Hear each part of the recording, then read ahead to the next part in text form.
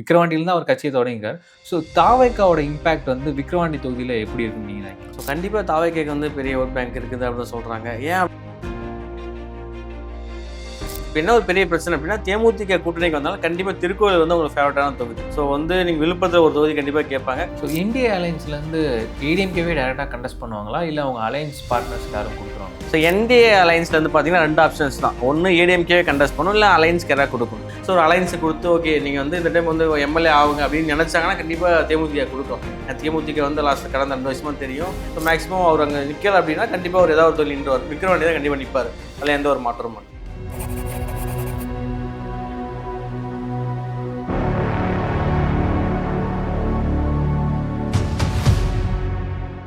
So Villupuram மாவட்டத்தோட அடுத்த சட்டமன்ற தொகுதியாக நம்ம விக்கிரவாண்டியை பார்க்க போகிறோம். ஸோ விக்கிரவாண்டி சட்டமன்ற தொகுதி வந்துட்டு ஸோ இப்போ ரீசெண்டாக நம்ம 2023ல கூட இருந்த பை எலெக்ஷன் கூட தமிழ்நாடு ரொம்ப பேசும் பொருளாக ஆக்கப்பட்டுச்சு.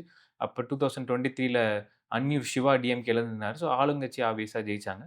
ஸோ விக்கிரவாண்டி தொகுதியில் யார் யாருக்கு வெற்றி வாய்ப்பு, எந்த கட்சி வந்து அங்கே பலமாக இருக்குது, எந்த சமுதாய மக்கள் அங்கே அதிகமாக வசிக்கிறாங்கன்னு நம்ம பொலிட்டிக்கல் அனலிஸ்ட் மணிரத்னம் கிட்ட கேட்டு தெரிஞ்சுக்கலாம். மணி, விக்கிரவாண்டி தொகுதியில் டிஎம்கே பை எலெக்ஷன்ல அவங்க நின்று ப்ரூவ் பண்ணிட்டாங்க.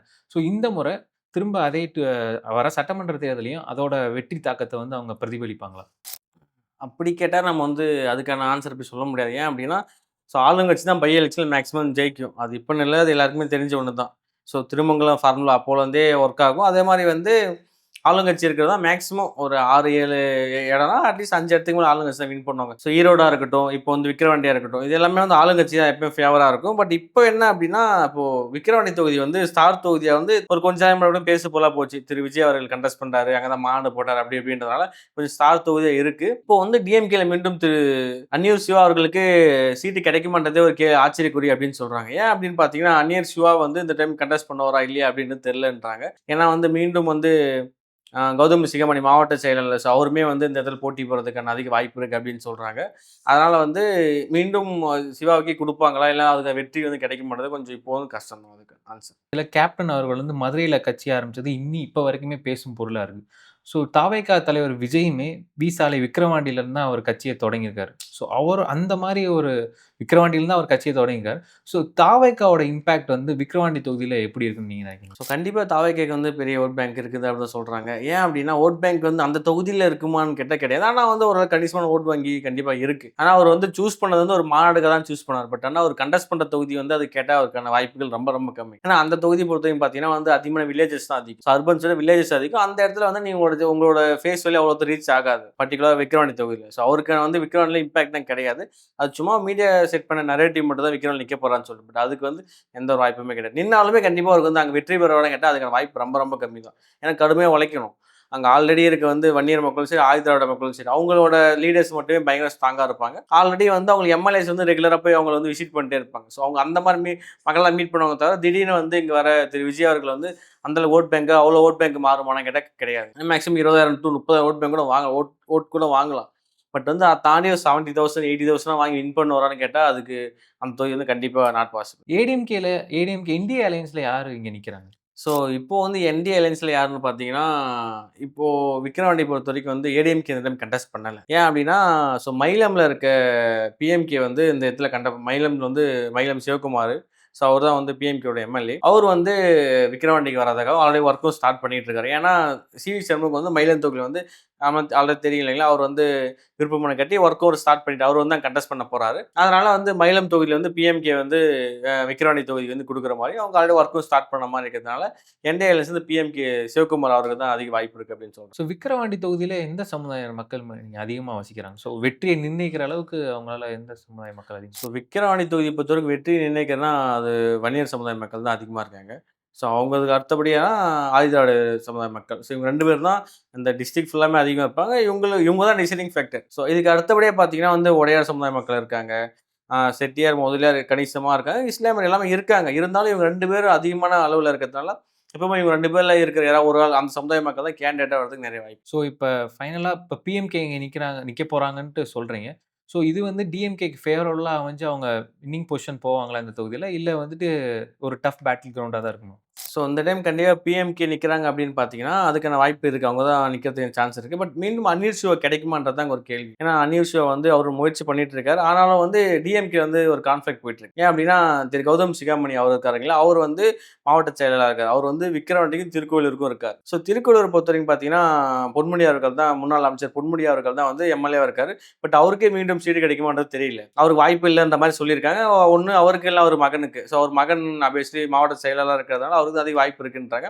இந்த 2 தொகுதியில் ஏதாவது ஒரு தொகுதி சூஸ் பண்ணி ஆகணும். இப்போ என்ன ஒரு பெரிய பிரச்சனை அப்படின்னா தேமுதிக கூட்டணிக்கு வந்தாலும் கண்டிப்பாக திருக்கோவில் வந்து உங்களுக்கு ஃபேவரட்டான தொகுதி. ஸோ வந்து நீங்கள் விழுப்புரத்தில் ஒரு தொகுதி கண்டிப்பாக கேட்பாங்க, கடலூரில் கேட்பாங்க, திருவண்ணாமலையில் கேட்பாங்க, கள்ளக்குறிச்சியில் கேட்பாங்க, சென்னையில் கேட்பாங்க, மதுரையில் ஒன்று, சிவகாசியில் ஒன்று, மதுரை ஒன்று, விருதுநகரில் ஒன்று. ஸோ இதுதான் வந்து அவங்க வந்து டிசைட் பண்ணி வச்சிருக்க தொகுதி. அதனால் கண்டிப்பாக விழுப்புரத்தில் வந்து அவங்க திருக்கோவில் தொகுதி விட மாட்டாங்க. ஏன்னா அங்கே வந்து அந்த சமுதாய மக்களும் சரி, அங்கே இருக்க முன்னாள் எம்எல்ஏ வந்து வெங்கடேசன் அவருக்கான வாய்ப்பு அதிகமாக இருக்குன்றதுனால கண்டிப்பாக வந்து திரு கௌதம் சிகாமணியால் வந்து அங்கே போய் கண்டெஸ்ட் பண்ணுறதுக்கு நிறைய சான்சஸ் கம்மி தான். அதனால் உங்களுக்கு அலைன்ஸ் அங்கே கொடுத்தாங்க அப்படின்னா, இன்கேஸ் அலைன்ஸ் கொடுத்தாங்க தேமுதிக அப்படின்னா கண்டிப்பாக விக்ரவாணி தொகுதி தான் சூஸ் பண்ணுவார். அப்போ வந்து அன்னியூர் சிவா அவர்களுக்கு வந்து வாய்ப்பு வந்து கிடைக்கிறது ரொம்ப கம்மி அப்படின்னு சொல்கிறாங்க. அதனால் வந்து பிஎம்கே வந்து இம்பேக்ட் கொடுத்தாலும் இவர் வந்து கண்டெஸ்ட் பண்ணாரா கண்டிப்பாக டஃப்பாக தான் இருக்கும். ஏன்னா இவர் வந்து இவர் உடையார் சமுதாயத்தை சேர்ந்தவர் அப்படின்றனாலும் அங்கே இருக்கிற மக்கள் ஃபுல்லாமே வந்து இவங்களுக்கு வந்து ரொம்ப சப்போர்ட்டாக தான் இருப்பாங்க. ஸோ வன்னியர் ஓட்டும் இவருக்கு கிடைக்கும், ஆதியோட ஓட்டும் கிடைக்கும், அந்த சமுதாய ஓட்டும் இவருக்கு கிடைக்கும். அது மட்டுமின்றி மாவட்ட செயலாளர் மற்றும் பணபலம் அதிகமாக உள்ளவர் அப்படின்றதுனால கண்டிப்பாக செலவு பண்ண ஒரு கேண்டிடேட் தான். ஸோ வெற்றி வாய்ப்பு விக்கிரவாண்டியில் இப்போ வரைக்கும் டிஎம்கேக்கு தான் அதிகமாக இருக்குது அப்படின்னு சொல்லலாம். கேண்டிடேட்டை பொறுத்தும் ஆர்வம்ன்றாங்க. மீண்டும் அன்னியூர் சிவா அவர்களுக்கு கொடுத்தாங்க அப்படின்னா ஒரு கான்ஃப்ளிக்ட் வரும்னு சொல்கிறாங்க. ஏன்னா பொன்முடியோட ஆதரவாளர்கள் வந்து ப்ராப்பராக வந்து கிரவுண்டில் ஒர்க் பண்ண மாட்டேன் அப்படின்ற மாதிரி ஒரு டிஎம்கேக்குள்ளே வட்டாரத்துக்குள்ளே ஒரு பேச்சு பொருள் போயிட்டு இருக்கிறதுனால திரு கௌதம் சிகாமணிக்கு கொடுக்கறதுக்கு தான் அதிக வாய்ப்பு இருக்குது அப்படின்னு சொல்லுவாங்க. ஸோ மீண்டும் அன்னியூர் சிவாக்கு சீட்டு கிடைக்குமா, இல்லை விழுப்புரம் மாவட்ட செயலாளர் கௌதம் சிகாமணிக்கே இந்த சீட்டு கிடைக்குமா, அதை பொறுத்து தான் இந்த விக்கிரவாண்டி தொகுதியோட வின்னிங் டைனாமிக்ஸ் மாறும்னு சொல்கிறாங்க. ஸோ இப்போ நம்ம விழுப்புரம் மாவட்டத்தோட அடுத்த சட்டமன்ற தொகுதியை பார்ப்போம். ஸோ நம்ம இப்போ விழுப்புரம் மாவட்டத்தோட கடைசி தொகுதியான திருக்கோயில் சட்டமன்ற தொகுதியை பற்றி பார்க்க வரோம்.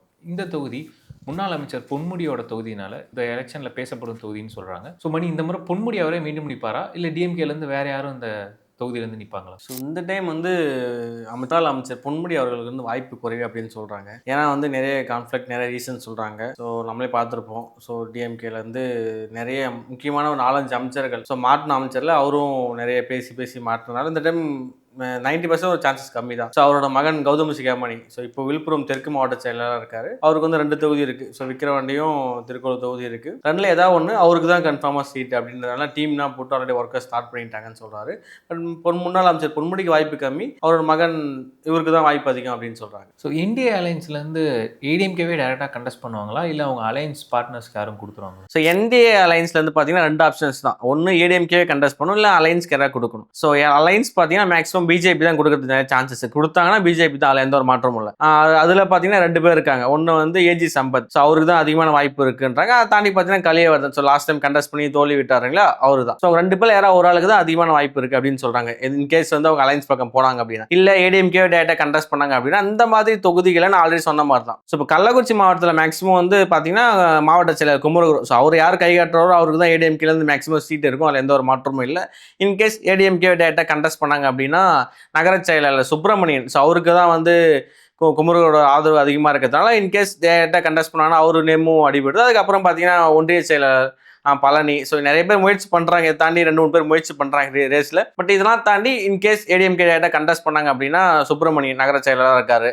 ஸோ அவருக்கு தான் அதிகமான வாய்ப்பு இருக்குது அப்படின்றாங்க. அவர் வந்து குமரகுருக்கு மிகவும் நெருங்கிய வட்டாரத்தில் இருக்கிறதுனால ஏடிஎம்கேக்கு வந்து நேரட்டாக கண்டெஸ்ட் பண்ண விருப்பம் இருந்துச்சுன்னா கண்டிப்பாக சுப்பிரமணியம் அவர் கொடுக்கறது எந்த ஒரு மாற்றமும் இல்லை. அதை தாண்டி இப்போ இந்த மாதிரி தொகுதியில் இன்னொரு ப்ளஸ் பாயிண்ட் அப்படின்னு பார்த்தீங்கன்னா திருக்கோவில் தொகுதி பொறுத்த வரைக்கும் இன்கேஸ் டிஎம்கே அலைன்ஸ்லேருந்து தேமுதிகக்கு தான் மேக்ஸிமம் கேட்பாங்க. ஸோ கண்டிப்பாக தேமுதிக கொடுத்தாங்க அப்படின்னா ஏடிஎம்கே மாதிரி ஒரு கேண்டிடேட் போட்டு நீங்கள் டஃப் பேட்டில் கொடுத்தா தான் ஈஸியாக வின் பண்ண முடியும். இல்லை நீங்கள் மறுபடியும் பிஜேபி மாதிரி எடுத்தீங்கன்னா 2மே அலைன்ஸ் மாதிரி ஆகிடும். டிஎம்கேலையும் அலைன்ஸ் ஆகிடும், ஏடிஎம்கேலையும் அலைன்ஸ் மாதிரி ஆகிடும். அதனால வந்து அவங்க என்ன பிளான் பண்ணுவாங்கன்னா டிஎம்கே பொறுத்தே வந்து ஏடிஎம்கே வந்து சீட் வந்து இப்போ பார்த்துட்டு அதுக்கேற்ற மாதிரி தான் வந்து டிசைட் பண்ணுற மாதிரி அங்கே ஒரு பேச்சு அங்க அரசியல் வட்டாரங்களை பேசுறாங்க. அதை தாண்டி இப்போ வந்து டிஎம்கேல இருந்து கன்ஃபார்ம் வந்து கௌதம் சிகாமணி கண்டெஸ்ட் பண்றதுக்காக அதுவும் ஒரு பேச்சு பொருள் போயிட்டு இருக்கு. அவருக்கு 2 ஆப்ஷன் இருக்கு. நான் ஆல்ரெடி சொன்ன மாதிரி தான். ஒன்று வந்து விக்கிரவாண்டி அண்ட் ஆல்சோ திருக்கோயிலூர். ரெண்டுல ஏதாவது ஒன்று வந்து அவர் மேக்ஸிமம் கண்டெஸ்ட் பண்ணுவார். திருக்கோயிலூர் தேமுதிக மேக்ஸிமம் கேட்டுட்டாங்க அப்படின்னா கண்டிப்பா இந்த தொகுதியில் வந்து ஏடிஎம்கே வந்து கண்டெஸ்ட் பண்ண நல்ல பேட்டல் கிரவுண்டாக அமையும். ஏன்னு பார்த்தீங்கன்னா அந்த இடத்துல வந்து தேமுதிக ஃபேஸ் வேலையை விட ஏடிஎம்கே இரட்டை இலக்கின ஒரு ஓட் பேங்க் இருக்கு. ஸோ அப்படி பார்க்கும்போது ஆட்டோமேட்டிக்காக உங்களுக்கு வந்து சுப்பிரமணியம் வந்து ஒரு நல்ல கேண்டிடேட் தான் பார்த்தீங்கன்னா. ஏன்னா வந்து அந்த டவுன் சுற்றுவட்டார பகுதியிலும் சரி அந்த ஒரு முதலியார் சமுதாயத்தினருக்கும் நல்ல ஒரு பரிச்சயமான முகம்ன்றதால அந்த பகுதி வந்து ஒரு செல்வாக்குள்ள நபர் தான். ஆனால் எந்த ஒரு மாற்றமும் இல்லை. அப்படி இருக்க பட்சத்தில் கண்டிப்பாக அவருக்கான வாய்ப்பும் அதிகமாக இருக்கும். தேமுதிக நின்னாங்கன்னா கண்டிப்பாக ஏடிஎம்கே வந்து கண்டெஸ்ட் பண்ணி நல்ல பேட்டில் கொண்டு தான் அமையும். அதில் எந்த ஒரு மாற்றமும் இல்லை. ஸோ திருக்கோயில் சட்டமன்ற தொகுதியில் எந்த சமுதாய மக்கள் மணி அதிகமாக வசிக்கிறாங்க? ஸோ திருக்கோளூர் தொகுதி பொறுத்த வரைக்கும் பார்த்தீங்கன்னா வன்னியர் அதிகமாக தான் இருக்காங்க. ஆதிதிராவிடர்கள் அதிகமாக இருக்காங்க. அதுக்கு அடுத்தபடியாக பார்த்தீங்கன்னா உடையார் சமுதாயம் வந்து அங்கே டாமினேட் கமிட்டியாக இருப்பாங்க. ஸோ கொஞ்சமாக இருந்தாலும் பட் டாமினேட் கமிட்டி உடையார் சமுதாயம் இருப்பாங்க. அதுக்கப்புறம் வந்து இஸ்லாமியர் இருக்காங்க. ஸோ பெரும்பாலும் டவுன் பகுதி இஸ்லாமியர் இருக்காங்க. அதுக்கப்புறம் வந்து செட்டியார், பிள்ளைமார், யாதவர், முதலியார் இவங்கெல்லாம் வந்து பெரும்பான்மை அந்த தொகுதியில். ஸோ இது ஒரு டவுன் தொகுதினால இங்கே டிவிக்கேவோட இம்பேக்ட்ஸ் இருக்குமா? இல்லை பெரிதளவில் அந்த அளவுக்கு அவங்க வின்னிங் கேண்டிடேட்ஸை டிசைட் பண்ணுற அளவுக்கு அவங்களுக்கு பவர் இருக்கா? இந்த தொகுதி பெருச அளவுக்கு பெரிய ஃபேஸ் வேல்யூ அந்த மாதிரி பெருசாக இல்லை. லைக் இப்போ எப்படின்னா எல்லா தொகுதியும் விஜய்க்கும் ஒரு வேல்யூ இருக்கும்போது ஃபேஸ் வேல்யூக்குன்னு சொல்லிட்டு ஒரு பர்டிகுலராக ஒரு ஸ்மால் ஓட்டர்ஸ் பிரியும். ஒரு 5000 10,000 ஓட்டு அந்த வந்து விஜய் ரசிகர் மன்ற தலைவராக இருப்பார். இல்லை அவர் வந்து லோக்கல் இன்ஃப்ளூன்ஸாக இருப்பார். ஸோ அவருக்கும் ஓரளவுக்கு தெரியும். ஓகேப்பா இவர் வந்து நம்ம தொகுதி வந்து ரெகுலராக வராரு அப்படின்னு தெரியும். பட் இந்த தொகுதியில் வந்து பெருசாக யாரும் இல்லை. பட் திருக்குறள் டவுனில் வந்து விஜய் ரசிகர்கள் கொஞ்சம் நிறைய பேர் இருக்காங்க. பட் இது வில்லேஜஸ் அதிகமான கொண்ட தொகுதி. ஸோ நிறைய கிராமப்புறங்கள் வந்து இந்த தொகுதியில் அதிகமாக வரதுனால வந்து இதில் வந்து பெரிய இம்பாக்ட் வராது. கோர் ஓட்டர்ஸ் டிஎம்கேவும் ஏடிஎம்கேக்கும் 2 பேர் இருக்கிறதுனால அவங்க அலைன்ஸ் தான் இந்த தொகுதியில் வின் பண்ணுறதுன சான்சஸ். ஸோ டிஎம்டிகேக்கு அலைன்ஸ் கொடுத்தா லாஸ்ட் டைம் யாருக்கு இந்த இடத்துல சீட் தருவாங்கன்றீங்க? லாஸ்ட் டைம் அந்த எல் வெங்கடேஷன் அவருக்கே தருவாங்களா, இல்லை வேறு யாருக்கும் தர மாதிரி வாய்ப்பு இருக்குமா? ஸோ அவருக்கு தான் வாய்ப்பு அதிகம்னு சொல்கிறாங்க. ஏன்னா அவர் வந்து கொஞ்சம் தெரிஞ்ச ஃபேஸ் வேல்யூ, முன்னாள் எம்எல்ஏன்றதுனால கொஞ்சம் இப்போ கட்சியில் கொஞ்சம் ஆக்டிவாக இருக்கார். ஆக்டிவானா டிஎம்டிகேயில் கொஞ்சம் பேர் தான் ஆக்டிவாக இருப்பாங்க. அதில் வந்து அவர் கொஞ்சம் விழுப்புரம் மாவட்டத்தில் கொஞ்சம் ஆக்டிவாக இருக்கிறதால அவருக்கு தான் வாய்ப்பு அதிகம் அப்படின்னு சொல்கிறாங்க. பட் அதை தாண்டி வந்து நீங்கள் அலைன்ஸ் பார்ட்டி தான் கண்டிப்பாக கொடுக்கணும். ஏன்னா வந்து இப்போது இந்த தொகுதியை விட்டோன்னா விழுப்புரத்தில் வந்து வேறு தொகுதி இல்லை அப்படின்ற மாதிரி தான் இருக்குது. இப்போ விழுப்புரம் எடுத்திங்கன்னா விழுப்புரம் வந்து டிஎம்கே நிற்கும். அந்த மாதிரி வந்து வானூர்லையுமே நான் சொன்ன மாதிரி வானூர்லையுமே வந்து அலைன்ஸ் கொடுத்து நிறைய சான்சஸ் இருக்குது. விக்கிரவாண்டியில் கண்டிப்பாக டிஎம்கே தான் கண்டெஸ்ட் பண்ணுவாங்க. செஞ்சிலும் டிஎம்கே தான் கண்டெஸ்ட் பண்ணுவாங்க. திண்டிவனமும் டிஎம்கே இல்லைனா அலைன்ஸ் கண்டெஸ்ட் பண்ணுவாங்க. ஸோ மயிலமும் வந்து டிஎம்கே தான் கண்டெஸ்ட் பண்ணுவாங்க. அப்படிங்கும்போது திருக்கோளூர் தொகுதி தான் உங்களுக்கு பேலன்ஸாக இருக்குது. ஸோ அப்போ வந்து திருக்கோளூர் கண்டிப்பாக வந்து நீங்கள் அலைன்ஸ் கொடுக்குறது தான் நல்லது. ஸோ அப்படி கொடுத்தா தான் மற்ற எல்லா தொகுதியுமே டிஸ்ட்ரிக்ட்லேயே வந்து ஒரு அலைன்ஸ் கொடுக்கணும். ஏன்னா அப்படியான கட்டமைப்பில் டிஎம்கே இப்போ இருக்காங்க. ஸோ போன டைம் மாதிரி இல்லாமல் இப்போ எக்ஸ்ட்ரா வந்து 15 தொகுதி மேலே எக்ஸ்ட்ராவாக வச்சிருக்காங்க அவங்க. ஸோ டிஎம்டிகே ஸோ மற்ற இதர பார்ட்டிகள் சேர்த்து 15 தொகுதி மேலே எக்ஸ்ட்ராவாக இருக்குது. பட் அப்படி வந்து அவங்க எப்படி சரி கட்டணும்னா எல்லா தொகுதியும் கொஞ்சம் ஃபேவரபுளாக இருக்கும். திருக்கோளூர் கண்டிப்பாக டிஎம்கே ஃபேவரபுளான தொகுதி தான். அதில் டிஎம்கே கண்டிப்பாக வின் பண்ணுறவங்க. இல்லாத பட்சத்தில் ஸோ ஒரு அலைன்ஸை கொடுத்து ஓகே நீங்கள் வந்து இந்த டைம் வந்து எம்எல்ஏ ஆகுங்க அப்படின்னு நினச்சாங்கன்னா கண்டிப்பாக தேமுதிக கொடுக்கலாம். ஏன்னா தேமுதிக வந்து கடந்த 2 வருஷமாக தெரியும். ஸோ பருவனுக்கு அப்புறம் வந்து பெருசாக அவங்க வந்து எந்த ஒரு எலெக்ஷனையும் வின் பண்ணவே இல்லை, எம்எல்ஏ எலெக்ஷன். ஸோ கண்டிப்பாக இந்த டைம் வந்து அவங்களோட எம்எல்ஏ வந்து சட்டசபைக்கு போகணும் அப்படின்றதுனால இந்த தொகுதியில் கொடுத்தீங்கன்னா கண்டிப்பாக போவாங்க. அதில் எந்த ஒரு மாற்றமும் இல்லை அப்படின்னா மற்ற தொகுதி கொஞ்சம் டிஃபிகல்ட்டிஸாக இருக்கும். அதில் அலைன்ஸ் கொடுத்த நிறைய சான்ஸ் இருக்குது. எல் வெங்கடேஷனுக்கு நிறைய வாய்ப்புகள் இருக்குது. அதே மாதிரி பிஜேபிக்கு தான் அந்த தொகுதி அவருக்கு கொடுத்தாங்கன்னா பிஜேபி தான் ஒதுக்குவாங்க.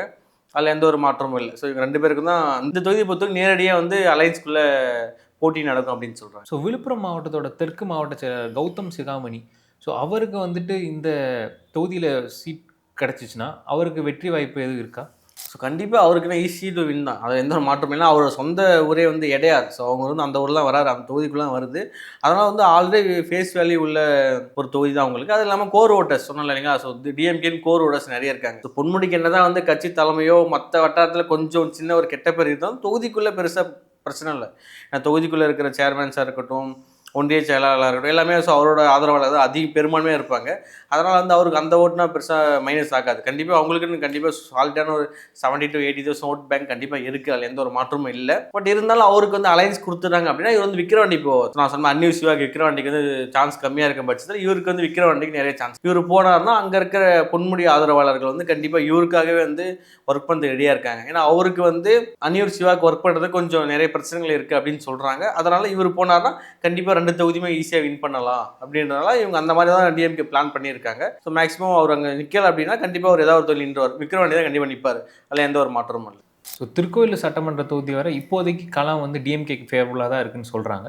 ஸோ நம்ம பொறுத்திருந்து பார்ப்போம் அந்த களம் வந்து மாறுதா, இல்லை டிஎம்கே அந்த சீட்டை தக்க வச்சுக்கிறாங்களா அப்படின்னு. ஸோ நம்ம விழுப்புரம் மாவட்டத்தில் மொத்தம் 7 சட்டமன்ற தொகுதியை நம்ம விரிவாக பார்த்தோம். நிறைய இன்ட்ரெஸ்டிங் ஃபேக்ட்ஸ் அண்ட் நிறைய பொட்டன்ஷியல் கேண்டிடேட்ஸ் யார், ஸோ வெற்றி வாய்ப்பு யாருன்னு நம்ம மொத்தம் 7 தொகுதியுமே பார்த்தோம். ஸோ இன்னொரு டிஸ்ட்ரிக்டோட நம்ம அடுத்த சட்டமன்ற தொகுதி டிகோட் சீரீஸில் நம்ம தொடர்ந்து பார்ப்போம்.